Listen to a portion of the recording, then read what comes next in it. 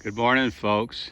It's Tuesday, June 16th, and it's been way too long since I did a garden update. So one of my Facebook buddies and real life friends actually asked me to do an update, and so here I am.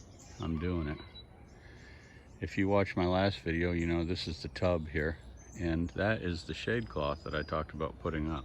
That's got some 1/4-inch cable holding it up. You can see the crisscross in the middle, and it makes a huge difference in keeping the tomatoes from cracking as they're maturing and so forth. And here's the cucumbers that I've been growing. I've gotten massive amounts of cucumbers off of these plants. Some of these are slicing cucumbers, and some of them are pickle cucumbers, and I've made several quarts of pickles and other things. So the green beans have been fairly prolific. These are actually pinto beans, but I've been picking pinto beans, and Nancy's been making green bean casserole, that Thanksgiving specialty, and freezing it as a way to preserve some of our crops that we're growing. And these are what's left of the beets, and these are really, they're not much to them. I probably am just going to chop those up and put them in the compost pile, but we got some really nice beets out of here, and a lot, probably 10 or 12 pounds of beet greens, which is my favorite thing to eat on the beets. And we had some squash plants over here, and they've all been either destroyed. We got a lot of squash off of them, but then the squash vine borers, you can look that up on Google if you want. They killed them, and they're just destructive. And I don't know if I'm going to grow squash again. Now these are tomato plants here.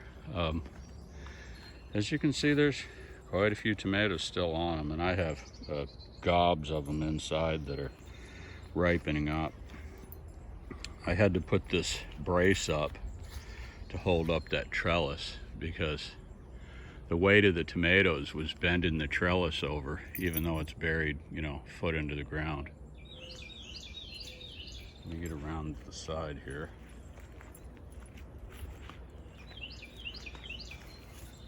See my little buddies. It's Ginger, and that other one was Penny.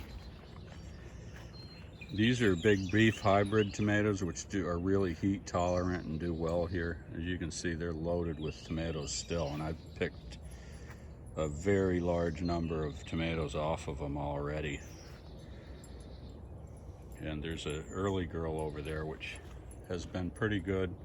A lot of the tomatoes that I've picked off of that were kind of hollowish inside, not as juicy as I like to see them. These are black Krim here. There's 3 plants here in a row, and we've been getting a massive amount of tomatoes off those, and they're delicious. They're an heirloom tomato that grows like the old beefsteak styles, with the kind of not a perfect round tomato, but they turn black or kind of like a dark red when they ripen, and they're so juicy inside. It's amazing. There's a cherry tomato I'd highly recommend. It's called a Juliet hybrid that we've been getting a ton of tomatoes off. I have probably 25 pounds of them that I've frozen already. Now that's something that my stepmom taught me, Helen LaCrosse, is that if you get too many tomatoes, you don't have to let them go bad. You can freeze them. You just throw them in a plastic bag and throw them in the freezer, and when you want to use them to make sauce or whatever you're going to do with them, you just take them out, and they'll peel real easy after they're frozen, and you do what you want to do with a core them and make whatever you want to make, whether it's Mexican salsa or Italian sauce or whatever. These are celebrity hybrids, and these do really well here too. If I just pull the leaves back, you can see there's tomatoes all in there. I picked one off of this plant yesterday that's about a pound, at least a pound tomato. Biggest tomato I've grown this year. And here's another Juliet hybrid. I have to just lop branches off of this thing because it grows so prolific and just sprawls all over the plants that are next to it. So I just have to trim it back. It puts on these big groups. It's kind of like a plum tomato, only it's smaller and really tasty. Here's my pepper plants. These are bell peppers, and they've done okay. They've made some nice peppers, but not very many of them. And part of that is because they're kind of blocked out by the plants that are around them. So this morning I went through and trimmed off. That's a nice looking pepper there, about half the size of what I'd want it to be so far. We're letting it go. There's a nice little marigold. I chopped about 3/4 of that down this morning too, because all this stuff was just getting way too thick. And on the ends here I planted some these are some more pinto beans, and I'm not going to pick those today. I'm going to let them get a little bit bigger. There's quite a few on them. I pick a meal's worth of green beans every day at least. Here's some more green beans over here. And yeah, I don't know, I might have to pick those today. There's getting to be quite a few of them. But I'll probably wait till tomorrow. I've already been in the garden for a couple hours this morning. Here's my eggplant. This is a Rosa Bianca. I've mentioned this before, eggplant, and it's been very prolific. Been putting a lot of eggplant on it, and we're figuring out ways to preserve that. These are jalapenos here. I've already done 2 big harvests of these, and we'll be getting a 3rd harvest pretty soon. I made salsa with one of them, and there's a little yellow leaf. I'm gonna get off my eggplant. I've made salsa and preserved, you know, 2 or 3 quarts of pickled jalapenos from those, and there's 3 other plants on the other side of these eggplant. This is my dill, which is coming in handy because I've been making dill pickles, and I made some butter, bread and butter pickles too. And Nancy likes those. She likes the sweet pickles better. These are some potted plants. They've been doing pretty well. They're on automatic irrigation, so that consistent watering really makes them. This is another one of those Juliet hybrids. Just look at this thing. It's just got tomatoes all over it, and it's making new tomatoes now, even though we've had a couple days that have already gone over 100 degrees Fahrenheit, and it's been in the mid-90s for the last couple of weeks. That usually knocks down tomatoes. But I'll tell you, the shade cloth has really made a difference. If you come out here in the daytime when it's in the 90s and you're in the baking sun, as I'm sure you guys know what that feels like, you walk under that thing and it's almost like walking into a house with air conditioning. The temperature drops at least 5 degrees or more. And here's some more of those jalapenos I told you about. This is a different variety. This is the Texas A&M jalapeno, and it's loaded. It'll be the 3rd time we harvest this. I'll probably do that in a couple days when I have time. There's an oregano plant down there. More green beans, or pinto beans rather. And yeah, I think, well, hi Ginger. This is a potato. I've told you about this one before. I had 6 potatoes planted in here. Well, 5 of them rotted in the ground. And this one here is doing great. It's almost finished. You can see the leaves are starting to yellow on it. Once they die off, it's time to pick the potatoes. This is the only squash plant I have left here. It's a yellow zucchini. And it's still yellow summer squash. I take that back. As you can see, it's got quite a few squash on it, but they're not really getting that big. It's just so hot, you know, they suffer in this heat. And so we've kind of had about enough squash for 1 year anyway. I'm tired of squash. I'm sure Nancy is too.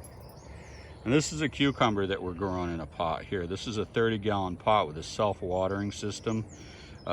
If you're interested in knowing how to make those, go to Gardening with Leon. He's an old man, a little older than me even, that lives in southern Oklahoma that runs greenhouses, and he's devised a way to make some pots that are pretty incredible. Now here in south central Texas where I am, I have to water these things every day. He claims that he only waters them twice a week, but if you did that here, your plants would be dead.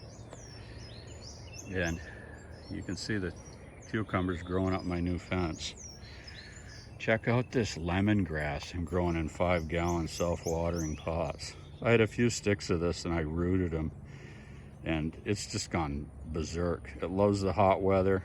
And yeah, I just got to figure out what to do with lemongrass now.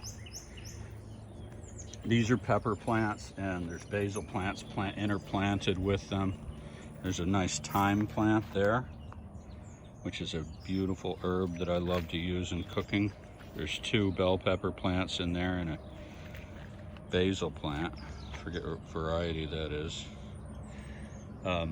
And there's a couple more bell peppers. These started a lot later than the other ones. I kind of did successive planting with them because I want to have some bell peppers later in the summer. And over here is a watermelon plant. It's kind of starting to turn yellow a bit. It's out in the direct sun. It doesn't have any shade, and it doesn't like the heat too much. It's putting some watermelons on it. There's one there, one over there, and you might not be able to, you can probably see that one right there. And they're kind of funny shaped watermelons. I don't know if they're pointy on the not the blossom end, but the end that your stalk connects to. And there's one growing over here that's on the fence, which it looks like, this is the best looking one of all of them. It's doubled in size since yesterday. That's about 8 inches long. You know, these things grow so fast once they get going. You have to be careful that you don't let them dry out. If you do when it's making a melon, then you're probably not going to get a good melon out of it. And I did that. I let these dry out. We had a day where I forget what was going on, but I had something that was preoccupying my time that was pretty important. I think I had to go to the doctor. And they all wilted. So anyway, that's about it for this side of the garden, except for, like, I forgot to show you this. There's another 30-gallon self-watering bucket here that has some Thai peppers and pepperoncinis. I've already made a quart of pepperoncinis, half quart I mean, and those are the pepperoncinis, and these are the Thai peppers, which are gnarly looking. I'll bet you those things are seriously hot. I'm trying to let them turn red before I pick them. This plant is big and it's got a lot of peppers on it. So, and there's another one on the other side of the yard that the deer got in our yard, and one of them did last night and ate a little bit of the leaves off the pepper plant, but I noticed it didn't eat any of the peppers, so I'm betting there's a reason for that. Those things are, if you've ever had Chinese food with those little red peppers in them, that's basically what it is. It's a type of Asian pepper. So there it is. That was worth doing the shade cloth. Incredible difference that makes. And I think it's going to extend the garden harvesting, at least on the tomatoes and the plants that are underneath that thing, for at least 3 weeks, maybe a month. Maybe they'll go all summer. I've never had that happen here because it's so hot in the summertime, but you never know. Anyway, that's about it for now, guys. Hope you enjoyed the update, and take care.